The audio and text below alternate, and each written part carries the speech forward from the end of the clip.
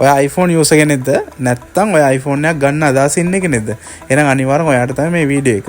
සාමාන්‍යයෙන් අද බැටරි එක කොහොමද ෆික්ස් කරන්න කියලා ස්ටුඩන්ට්ස් ලාගේ ඉස්සරහා පාඨමාලාවක් අපි කරනවා. දැන් අද පාඨමාලාව එක තමයි සාමාන්‍යයෙන් iPhone වල බැටරි පොඩ්ඩක් හිටිනවා අඩුයි තමයි.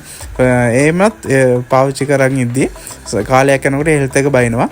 හෙල්ත් එක බැස්සම සර්විස් කියලා මෙසේජ් එකක් එනවා. ඊට පස්සේ බැටරි යූස් කරන්න බෑ. එහෙම ඊට පස්සේ අපි අලුතෙන් බැටරියක් දැම්මම නම් ඒකට unknown part කියලා error message එකක් එනවා. ඒ දෙකම නැතුව කොහොමද සක්සස්ෆුල් කරගන්නේ කියලා තමයි බලාගන්න යන්නේ. දැන් සාමාන්‍යයෙන් ඔයා බැටරියක් එහෙම චේන්ජ් කරනවා නම් බැටරියේ පරණ බැටරියේ තියෙන සෙල් එක කට් කරලා අලුත් බැටරියට ඒක ෆික්ස් කරාන් පස්සේ පරණ සර්විස් මාක් එකත් පරණ හෙල්ත් එකත් තමයි පෙන්වන්නේ.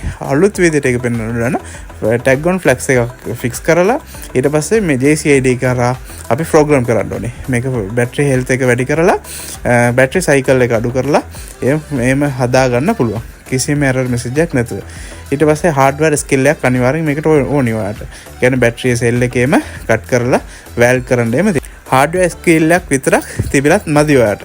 software skill එකත් අනිවාර්යෙන් තියෙන්න ඕනේ. සාමාන්‍යයෙන් මේක phone එක flash කරන්න ඕනේ. flash කරද්දී නිකන් flash කරන්නත් බෑ.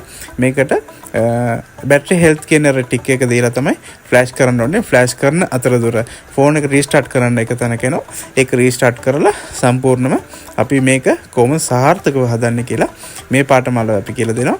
අපේ පාඨමාලාවට සම්බන්ධ වෙන්න අදහසක් තියෙනවා නම් අපේ නම්බරේ තියෙනවා join වෙන්න. basic to advanced mobile phone repairing course එක අපි කරනවා.